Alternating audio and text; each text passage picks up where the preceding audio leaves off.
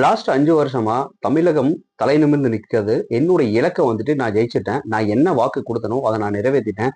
என்னுடைய மக்கள், என்னுடைய உடன்பிறவா சகோதரர்கள் இன்னைக்கு என்ன நினைச்சு பயங்கரமா பெருமைப்படுவாங்க அப்படிங்கிற மாதிரி தமிழகத்தின் முதல்வர் ஸ்டாலின் அவர்கள் இன்னைக்கு அசெம்பிளியில வந்துட்டு பேசியிருக்காங்க. இந்த பேச்சுக்கான காரணம் என்ன? இன்னைக்கு அவரு இந்த விஷயங்கள் எல்லாத்தையுமே அசெம்பிளியில ரெஜிஸ்டர் பண்ணணும் அப்படிங்கறதுக்கான காரணம் என்ன? டீடைல்டா பார்க்கலாம்.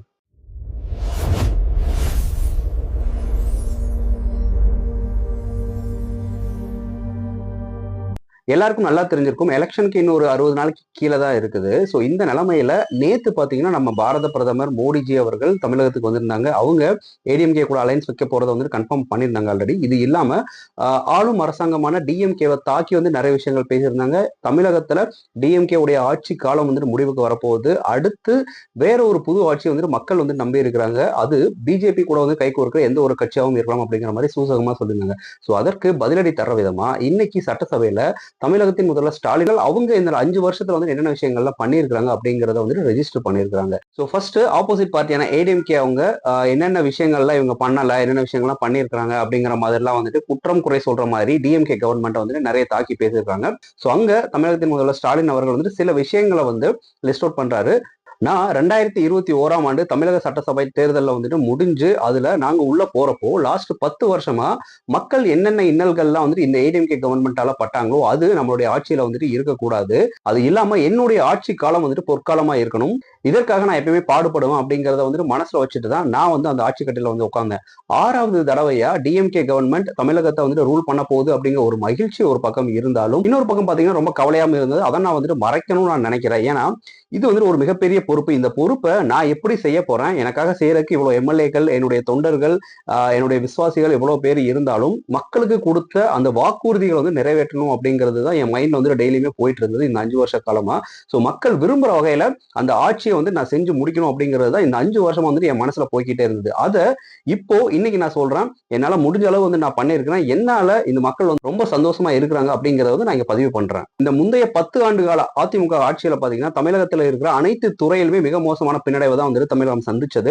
எந்த விஷயத்திலுமே மக்கள் அடுத்த நிலைக்கு அடுத்த ஸ்டேஜுக்கு போகல அப்படிங்கிறது தான் உண்மை. இந்த மோசமான நிலையிலிருந்து தமிழகத்தை மீட்டெடுக்கணும் அப்படிங்கறதுக்காக மக்களே என்ன வந்துட்டு அந்த ஆட்சி கட்டில வந்து உட்கார வச்சிருக்காங்க. மாநில அரசுல இவங்களை எதிர்த்து நான் அரசியல் பண்ணணும் அப்படிங்கிற ஒரு டாஸ்க் எனக்கு இருந்தாலும் இதே மாதிரி வந்து மத்தியில பாத்தீங்கன்னா பிஜேபி, ஸோ ஆளும் பிஜேபி அரசாங்கத்தை தாண்டி வந்து நமக்கு நிறைய டாஸ்க் இருந்தது. அதை நம்ம ஒவ்வொரு வாட்டி கேட்கிறப்ப வந்து பட்ஜெட்டும் பாத்தீங்கன்னா அவங்க அலோகேட் பண்ண மாட்டாங்க. ஆக்சுவலி அது உண்மைதான். இந்தியாவில் இருக்க எல்லா மாநிலங்களையும் அவங்கவுங்க கேட்கிற பட்ஜெட் சில விஷயங்கள் இருந்தாலும் கொடுத்தாலுமே பாத்தீங்கன்னா மத்திய அரசு பாத்தீங்கன்னா தமிழக மாநில அரசும் கேட்கிற பட்ஜெட் வந்து ஒவ்வொரு வாட்டியுமே வந்துட்டு எவ்வளவு கேட்கறாங்க அது வந்து ஒரு 60%, 50% அந்த மாதிரி தான் தராங்க. எல்லாருக்குமே வந்து மெட்ரோ ரயில் அப்படிங்கிற ஒரு விஷயம் வரப்போ மதுரையில மெட்ரோ அப்படின்னு வரப்போ அது முடியாது அப்படிங்கிற மாதிரி அவங்க பிளான் போட்டு கொடுத்தும் அதை இக்னோர் பண்ணிட்டாங்க. என்னதான் நம்ம பாரத பிரதமர் மோடிஜி அவர்கள் இந்தியாவில இருக்கிற அனைத்து மாநிலங்களையுமே வந்துட்டு முன்னேற்றணும் அப்படிங்கிற ஒரு துடிப்போட செயல்பட்டாலும் தமிழகத்துக்கு மட்டும் எப்பயுமே ஓரவஞ்சனை பண்றாரோ அப்படிங்கிற ஒரு டாக்கு தான் வந்துட்டு தமிழக மக்கள் கிட்டயுமே இருக்கு. அதற்காக தான் ஒவ்வொரு வாட்டியும் பிஜேபி அரசாங்கம் எவ்வளவோ முயற்சி பண்ணியும் இந்தியாவுல தமிழகத்துல அவங்களுடைய ஆட்சியை வந்துட்டு நிலைநிறுத்த முடியவே கிடையாது.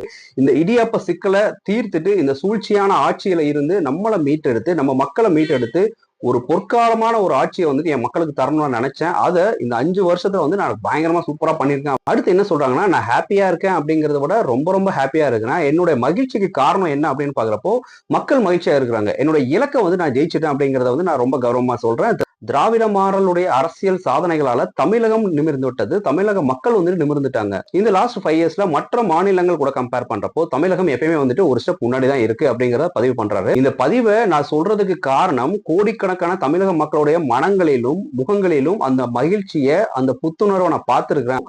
என்னுடைய திராவிட மாடல் 2.0 ஆட்சியானது எங்களுடைய சாதனைகளை வந்துட்டு இன்னமும் அடுத்த ஸ்டெப்புக்கு கொண்டு போகும் அப்படிங்கறது நான் கர்வமா சொல்றேன். அதாவது அடுத்து 2026 எலெக்ஷன்லயும் நாங்க தான் ஜெயிக்க போறோம் அப்படிங்கறது சூசகமா சொல்றாரு. என்னுடைய முதல் கையெழுத்தே பாத்தீங்கன்னா மகளிர் விடியல் பயண திட்டம் எல்லாருக்குமே தெரிஞ்சிருக்கும். அந்த அரசு பேருந்துல வந்துட்டு மகளிருக்கு வந்து இலவசமான பயணம் அப்படிங்கிற மாதிரி வந்து நிறைய விஷயங்கள் அலோகேட் பண்ணியிருந்தாங்க. இந்த பயண திட்டம் மூலமா தமிழகம் முழுவதும் இருக்கக்கூடிய குடும்பங்கள்ல ஒவ்வொரு மகளிரும் பை ஆவரேஜ் பாத்தீங்கன்னா 60,000 சேமிச்சிருக்கிறதா வந்துட்டு அங்க பதிவு பண்றாரு. அதே மாதிரி மாதாந்திர சீர் அப்படிங்கிற மகளிர் உரிமை தொகை திட்டம் மூலமா ஒவ்வொரு மகளிருக்கும் பாத்தீங்கன்னா 29,000 நாங்க வழங்கியிருக்கிறோம். அதை வாங்கிக்கிட்ட பெண்கள் இந்த தொகை பாத்தீங்கன்னா எங்க அண்ணன் கொடுக்குற சீர் மாதிரி அப்படிங்க நான் ஏத்துக்கிறேன் அப்படிங்கிற மாதிரி அவங்க சொல்றாங்க. கடந்த ஆட்சியில இல்லாத மாதிரி இப்ப இருக்கிற ஆட்சியில காலை உணவு திட்டம் மூலமா குழந்தைகளுக்கு சத்தான உணவுப் பொருட்களை நாங்க கொடுத்திருக்கோம். சுய உதவி குழுக்களுக்கு 134 லட்சம் கோடி கடன் உதவி வந்து நாங்க கொடுத்திருக்கிறோம். 19 தோழி விடுதிகள் எங்களுடைய ஆட்சி காலத்துல தமிழகம் முழுவதும் கட்டப்பட்டிருக்கு. இது பெண்களுடைய பாதுகாப்பை உறுதி செஞ்சிருக்கு. அடுத்து கருணாநிதி கனவு இல்லம் திட்டத்தின் கீழ் 2 லட்சம் பேருக்கு வீடுகள் கட்ட தரப்பட்டுள்ளன. இது இல்லாம ரூபாய் 8,000 கோடி மதிப்பிலான கோவில் சொத்துக்கள் வந்துட்டு மீட்டெடுத்திருக்கோம் அப்படிங்கிற மாதிரி முதல்வர் ஸ்டாலின் அவர்கள் பாத்தீங்கன்னா இந்த உரையில பதிவு பண்ணியிருக்காங்க. சோ எஸ் நண்பர்களே, நம்ம என்னதான் வந்து திராவிட மாடல் அரசியலை தமிழகத்தை பொறுத்த வரைக்கும் குற்றம் குறை சொன்னாலும் இந்த 50-60 வருஷமா பாத்தீங்கன்னா திராவிட மாடல் அரசியலால தமிழகம் ஒரு ஸ்டெப் இல்ல பல ஸ்டெப் வந்துட்டு முன்னாடி போயிருக்கு அப்படிங்கிறத நம்ம அக்செப்ட் பண்ணிட்டு தான் ஆகணும். ஒரு விஷயத்துல பிளஸ் இருக்குன்னா மைனஸும் இருக்கும், மைனஸ் இருக்குன்னா பிளஸ் இருக்கும். சோ நெகட்டிவிட்டியை விட்டுட்டு பிளஸ் பாசிட்டிவ் இந்த மாதிரி விஷயங்கள்ல மட்டும் நம்ம எடுத்துக்கலாம். வறுமை கோட்டுக்கு கீழே இருக்கக்கூடிய எத்தனையோ மக்களை வந்து நம்ம சந்திக்கிறோம். ஸோ அவங்களுடைய வாழ்க்கையெல்லாம் பாத்தீங்கன்னா திராவிட மாடல் அரசியலால வந்துட்டு நிறைய வந்துட்டு முன்னேற்றம் அடைஞ்சிருக்கிறாங்க. நான் இந்த வீடியோல மறுபடியும் கிளியரா சொல்லிக்கிறது, நான் இவ்வளவு விஷயங்கள் சொல்றதால ஒரு கட்சிக்கு இவன் சப்போர்ட் பண்றான் அப்படிங்கிறது கிடையவே கிடையாது. தமிழகத்துல இந்த அரசியல் விஷயங்களை வந்துட்டு ஜஸ்ட் உங்ககிட்ட ஷேர் பண்றேன். நேற்று வந்துட்டு மோடிஜி அவர்கள் தமிழகத்துக்கு வந்திருக்கப்ப என்னென்ன விஷயங்கள் பேசினாரோ அதுக்கு வந்துட்டு நம்ம மாண்புமிகு முதல்வர் ஸ்டாலின் அவர்கள் என்னென்ன விஷயங்களை வந்து நாங்க பண்ணியிருக்கோம் அப்படிங்கிறத வந்து ரெஜிஸ்டர் பண்ணி பதிலடியா கொடுத்துருக்காங்க அப்படிங்கிற ஒரு ஜஸ்ட் ஒப்பீனியன் ஷேரிங் தான் இந்த வீடியோ. ஸோ இந்த வீடியோவை பத்தி நீங்க என்ன நினைக்கிறீங்க? தமிழ்நாடு சிஎம் அவர்கள் லாஸ்ட் இந்த 5 வருஷத்துல எவ்வளவு பிளான்ஸ் இது இல்லாம கொண்டு வந்திருக்காங்க. ஸோ இந்த பிளான்ஸ் எல்லாம் உங்களுடைய ஃப்ரெண்ட்ஸ் ஆர் ஃபேமிலி யாராவது வந்து பெனிஃபிட்ஸ் அடைஞ்சிருக்கலாம். அந்த மாதிரி யாராவது பெனிஃபிட்ஸ் அடைஞ்சிருந்தாங்கன்னா இல்ல வேற ஏதாவது சில விஷயங்களாலையும் வந்து நாங்க நிறைய விஷயங்கள் பயனடைஞ்சிருக்கோம் அப்படிங்கிற மாதிரி உங்களுக்கு தோணுனா அதையும் வந்து கமெண்ட் பாக்ஸ்ல பதிவு பண்ணுங்க. தொடர்ந்து இந்த மாதிரி அரசியல் டிபேட்டான விஷயங்களும் நம்ம டிஸ்கஸ் பண்ணலாம். Thank you, tata, take care, bye bye, cheers.